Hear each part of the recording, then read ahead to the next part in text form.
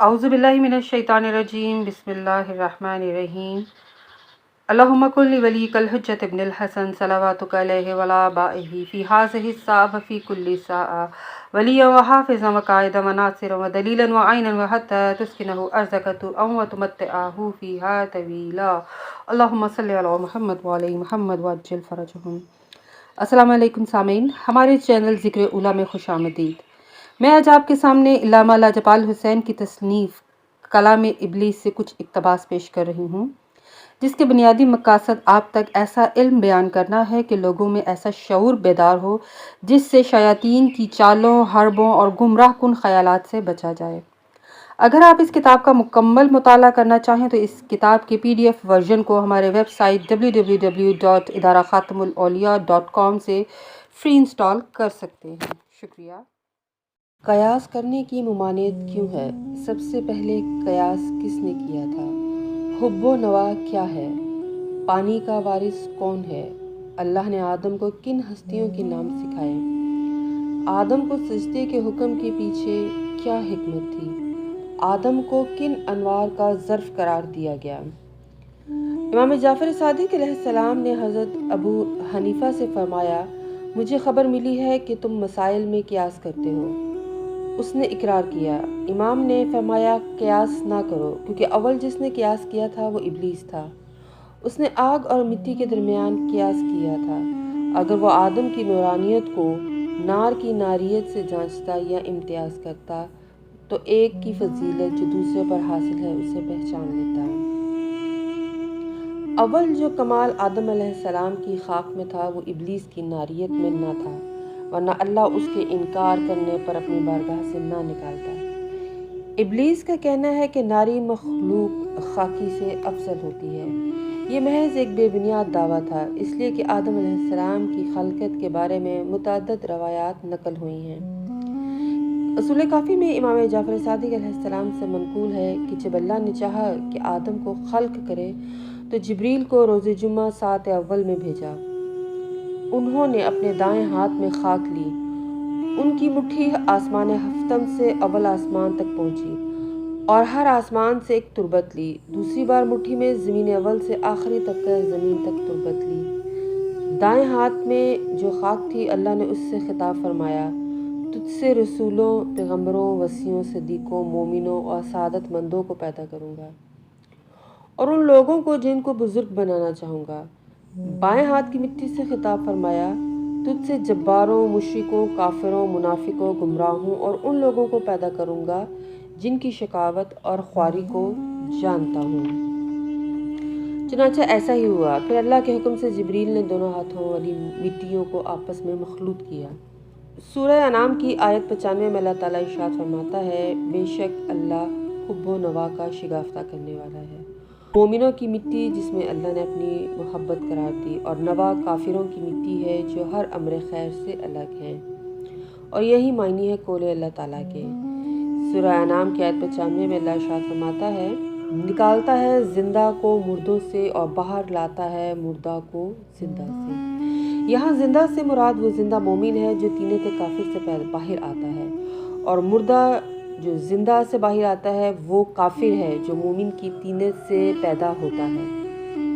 مولا علی علیہ السلام کا اسم مبارک ہے ابو تراب، یعنی مٹی کا باپ، یعنی جس پر بھی خاک یا مٹی کا اطلاق ہوتا ہے مولا کائنات اس کی علت ہے، کیونکہ باپ کے وجود سے بیٹا جنم لیتا ہے، اس لیے میرے کائنات تراب کی علت اعلیٰ ہے۔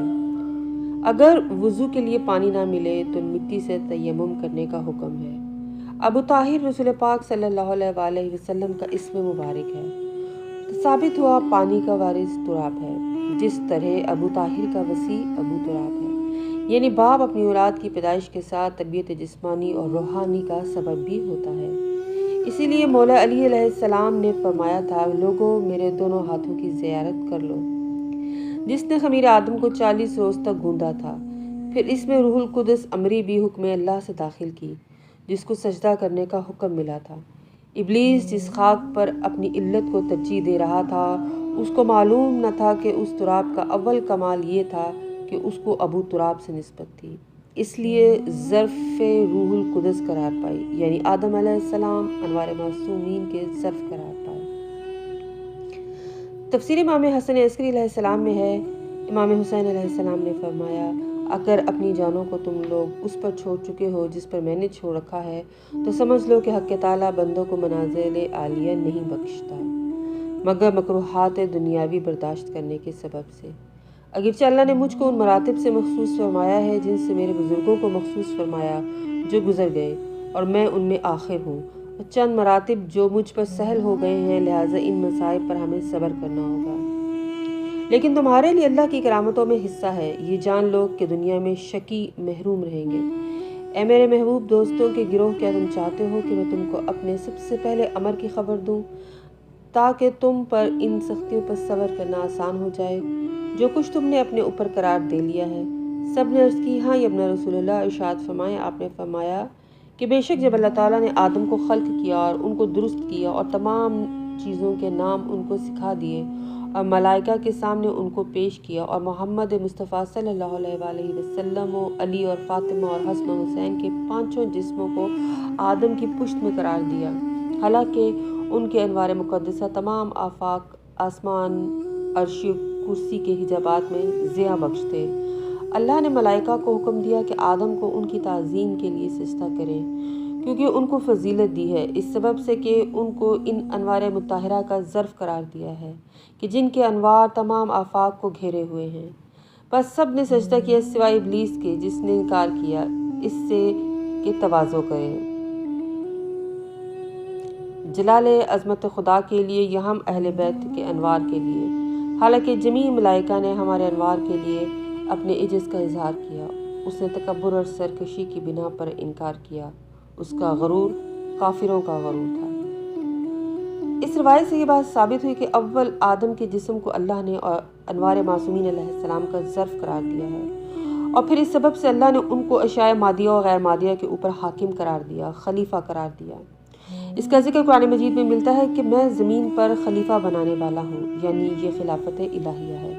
तमाम मलाइका मुकर्रबीन और तमाम गैर मलाइका यानी जिन्नात वगैरह और तमाम अशाए मादिया और गैर मादिया को आदम अलैहिस्सलाम की ताज़ीम और सजदे का हुक्म दिया, और इब्लीस ने इनकार किया क्योंकि वो पुराना काफिर था। लिहाजा इब्लीस ने जो खाक पर अपनी नारियत को तरजीह दी, उसको ये मालूम न था कि ये खाक आदम किस कदर बुजुर्गी और नूरानियत की हामिल है कि इस खाक यानी पैक कर सर्फ करार दिया।